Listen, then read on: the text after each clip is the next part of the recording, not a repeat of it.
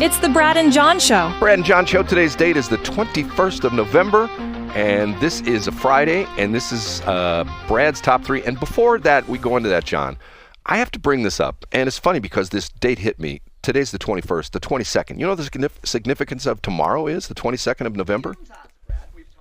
For 2 years in a row. This is our third year in a row. Yeah, Brad, this is a day in which a guy went to a book depository and checked out some books in Dallas, and nothing interesting happened. I think he just went home and read them, right? Yeah, boy, you know what's crazy? I heard a guy on talk show the other day giving the whole rundown about how Lee Harvey Oswald was a CIA plant, and he didn't really do it. I mean, you know what's interesting about this is, what's that? 50 years from now, they'll still be debating the crazy thing with Epstein. You know what I'm saying? 50 years from now.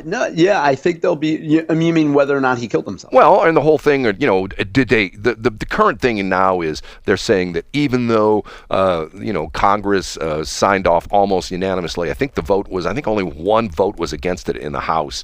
They're still saying, well, they're not going to give everything over because they're going to redact all the stuff, and they're going to redact all the emails between Epstein and Trump. And by the way, in C Block, you know what? I'm going to make a change here. I'm going to make a change. I'm going to have that be my number 2. Okay, so okay, we'll move into that. So to go back to JFK real quick, I agree they'll be debating that forever long as the evidence remains the same. It's like how in St. Charles County, we'll always be debating whether or not Terry Bradshaw actually signed that baseball that went to Matt Thornhill. And we know that the gift that Matt Thornhill got from Brad Hildebrand, which was a football signed by Shaquille O'Neal, you actually got that signed because you went to that whole Pujols Shaquille O'Neal thing. And I got him a tennis ball signed by Kurt Warner. So I you did, Brad. That was very good. Okay. Not to be confused with a tennis ball head, right, which you find when a lot of black women leave their salon. You know, they get that little tennis ball head that's like colored real bright. I'm not going to touch that. Okay, it's the B Block, and it's time for Brad's Top 3. I didn't give John a chance to do that. I'm sorry. That's okay, Brad. My voice could use a little break. Keep going. One more time. And what do we do in Brad's Top 3? We count them down, and we start off with... It's number 3. The trial started yesterday. Did you read much of this stuff with the trial yesterday with Sheriff Montgomery? Yeah, I think today at johncombest.com, there's even a few articles about it, Brad. I knew there would be. This is sort of bizarre because of the fact that, and this is what I don't understand, okay? They bring him into court in handcuffs and shackles around his ankles. Isn't that a little bit over the top? You know what I mean? You know what I'm saying? Yeah, I think so. It's not like he's a flight risk, right? And don't you think that's a little bit of trying to, I don't know, influence the case by saying, look at this criminal in shackles? Yes, exactly. And to the point where it's sort of like the same thing that like when we had, I interviewed Sean Hayes, the banker that got in trouble, ended up going to jail. He said the same thing. He said he would be brought into court in shackles, leg irons, whatever you want to call them, and handcuffs. And it was a white collar crime. And it wasn't like, but I think the interesting part for me is, how many times do you hear about these bad dudes who are, shooting people and raping people and robbing people that, they go to court and they're out like in 5 hours? I mean, I don't quite understand what's going on with this thing. I mean, he did some stupid stuff. Let's be honest with you. But is this just like we're just going to make an example of him? Is this a deal where sort of like Trump kind of thing where we don't like the kind of judge he was, so we're going to throw him in jail? You know what I'm saying? I mean, yeah, kind of sheriff he was. And it may just be that he doesn't seem to have a whole lot of defenders. I guess not. I don't know. You get what I'm saying? Like, there don't seem to be a whole lot of people in the Democratic Party in St. Louis City who are standing up, at least publicly, and saying, hey, give this guy a break. He's good at his job. Well, I have a friend of mine who knows a little bit more about this than he should. But he told me part of the issue is that when Montgomery came into, and I think he was a guard there originally, when he became the sheriff, that he started cracking the whip, so to speak, and some of the people didn't like it, so they're going to try to bury the guy. I mean, that's what I've heard. I don't know if that's true or not, but Yeah, I mean, that sounds like somebody who wouldn't like him would plant that story, or I'm sorry, somebody who does like him would say, yeah, well, he just came in here and he did a good job, and that's why people are mad. I mean, I think that would be a common meme among anybody whose employees don't like him. Interesting. Okay, ready for number 2? Yeah, let's do it, Brad. And by the way, I've completely changed my top 3 on the roll here. Okay, here we go. It's time for Brad's number 2. It's time for Brad's number 2. You know, I talk about this all the time, that you hear people when they're talking about legislation, they'll say, well, they do this in 32 other states. You know what I'm saying? And to the point where if you go back in history... like, why do we care what other states or other countries do? But see, the whole thing was done, if you know your history of gambling, if you know your history of the lottery, you know, well, Illinois got the lottery, we don't. You know, oh, Iowa's got Powerball, we don't. So we have to have it, okay? That kind of thing. The newest thing, Illinois, our neighbor right across the Mississippi, driver's license on your smartphone. Have you seen this? No, I haven't seen it, but that makes sense. What's going on there? Well, they've got the new thing where it's apparently at this point in time, it's only available on Apple for Apple because there's a special security feature on Apple that is not available on Android. At least that's what I've read. And do you dislike this for some reason, Brad? No. I think it's interesting because of the fact that I John's going to go, what, Dedham Tops, here he goes again. I told you the crazy story. This has probably been, 15, 16 years ago. I'm going west on 70, and I'm stopped in traffic, and a guy smashes into me, and he admits he switched. I mean, literally, I saw him out of the corner of my eye in my rearview mirror. I was in the far right lane to go onto Earth City Expressway. You know how that lane always backs up in the afternoon. And he was a guy from out of town with his wife, and he's driving along, and he's in the inside lane. All of a sudden, oh my God, there's the Earth City Expressway exit.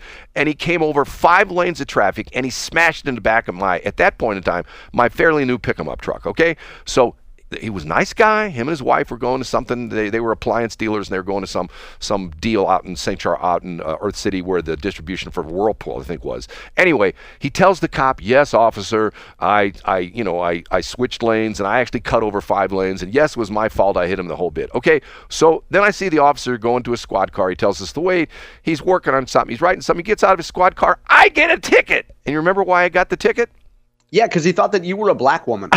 No. He came up to you with guns drawn because you had one letter as your license plate. I got a ticket because my insurance identification was a faxed sheet that my insurance agent had sent me. And then what happened when you challenged it in court, Brad? I went to court and I won. But the point being is and it's like the same thing right now with insurance. A lot of people now, do you have your insurance card on your phone? So like if you get pulled up. Yeah, I have a paper copy in my glove box. I have a screenshot of it in my phone gallery, and then I also have it in an app. So I have it 3 different forms. Okay, but there was a time when that was not acceptable. You know what I mean? And I do believe that in the state of Missouri right now, if you got pulled over and let's say you did a screenshot of your driver's license, you showed it to the officer would say, "Sorry, that's not applicable." Right. I think that would be officers' discretion, as you've talked about many times on the show. The officers have discretion of what to do. But now it's legal in Illinois. So now what we're going to hear in Jefferson City next year when you know what? I think Adam Schnelting is going to jump in this right away. Oh, I bet he will, Brad. I think it's called the left lane ID bill. Right. No. It's called the lid. The left lane ID. Yeah. He's still working on that special, you know, like in some states they have what they call the HOV lanes, the high occupancy vehicles where you can go in that left lane. You have to have at least 2 people in the car. He wants to have it where you have to do at least 100 in that left lane. And that's the ASN, ASL, the Adam Schnelting lane. That's what that is. Okay. Hey, and when you used to live in North County in your high school days, you were only allowed to drive when you had a girl in your car in the HOE lane, Brad. I'm not going to touch that one. Okay, number 1. And now, big finish, Brad's number. John, our favorite U.S. representative who has 2 different modes of talking, and she went to MICDS. And yet, good old Jasmine. And yet she sounds like she went to Soldan or Beaumont, if you know what I'm saying. Or Hazelwood East. Or Hazelwood East, yes. Okay. Have you heard this bizarre thing where she got tripped up? Actually, she got called out on CNN. Have you heard this crazy story? No, I did see a clip of her the other day of, when she went into her black scent, Yes. and it was way over the top, but I haven't seen anything on CNN the other day. Okay, she's on CNN and she's railing about how all these Republicans had received money from Jeffrey Epstein. They received Jeffrey Epstein. Now, this has been since he's been dead, they've received money from Jeffrey Epstein. And she's talking about, well, this, and she names names. She names a bunch of Republicans. This guy, he got $100,000. This guy, he got from Jeffrey Epstein. The only problem was, it was a different Jeffrey Epstein. And apparently the host of the show knew this and called her out.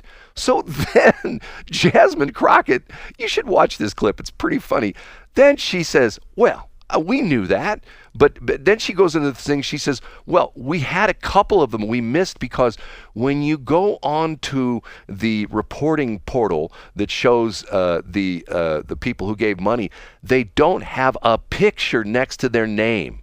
So if she would have... Oh, so why should anybody do an extra level of research and decide what Jeffrey Epstein it is? Like, as long as you know the name, isn't it enough? Now, as it came out, the other Jeffrey Epstein is a doctor. And in some of the reports, it refers to him as Dr. Jeffrey Epstein. But yet, and what's funny is, I got to pull this quote. It's pretty funny. She talks about her crack staff, okay? So I heard someone on another station say, what crack did they come out of? Because yeah. What crack are they on? Or what crack are they on? And she just goes on like no big deal. And I'm thinking to myself, God, and the interesting thing about this is I was listening last night to our home, not really home girl, but she worked here at 97.1. She got her start in talk radio, Dana Lash. And she made the mistake of saying, she actually said, yeah, and she's from Ladue, but she's on a national show, and the only people who would get that reference would be the St. Louis people, because she should have said Ladue, Missouri, and she should have said one of the richest suburbs in St. Louis County, right? But she didn't give that. But that's the crazy part of it is. And what's so interesting to me is that how do you make a mistake like this? You know what I'm saying? How do you, and then when you get caught by the CNN host, how do you essentially say, well, it's because they don't have pictures next to their name? John, you've perused the MEC website many times. Are there pictures next to the donors?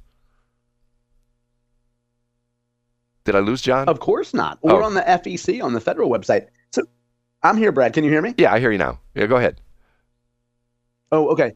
Yeah, I mean, there's no pictures on the Missouri Ethics Commission website or the Federal Elections Commission website. So I think this is a good example, Brad, of someone probably did this research, gave it to Jasmine Crockett's staff. They used it in prep.